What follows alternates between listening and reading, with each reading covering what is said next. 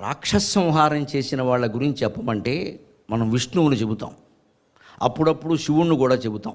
ఏదో అంధకాసురుని చంపాడు, గజాసురుని చంపాడు, త్రిపురాసుర సంహారం చేశాడు అని శివుణ్ణి గురించి కూడా చెబుతాం.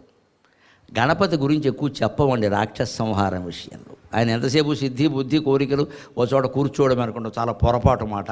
గణపతి మహావీరుడు. ఇదే ఆకారంతో, ఇదే గజానన ఆకారంతో తారకాసురునితో యుద్ధం చేయవలసి వచ్చినప్పుడు తన తమ్ముడైనటువంటి కుమారస్వామి సేనాధిపత్యంలో గణపతి పనిచేశాడు. నేను పెద్దవాడిని కదా, నాకెందుకు లీడర్షిప్ ఇమ్మని అడగలేదు. వీళ్ళు లీడర్షిప్ పేరు మీద శుభ్రంగా 3 నెలల శిక్షణ, 3,000 భక్షణ. లీడర్షిప్ కాదమ్మా, నాయకత్వం కాదు నేర్పాల్సింది. చాలామందికి జాతులు ఇవాడు అనుచరత్వం నేర్పాలి, అనుసరణ నేర్పాలి. నువ్వు లీడర్ అవ్వక్కల, వాడిని అనుసరించు చాలు. అందరూ లీడర్లు అయిపోయారు, వెనకాల ఉండేవాడు ఎవరు లేరు. వేళ ప్రతివాడు సెలబ్రిటీ అయిపోవాలి. ఎందుకంటే వాడు డ్యాన్స్ చేస్తాడు, అందులో పెడతాడు.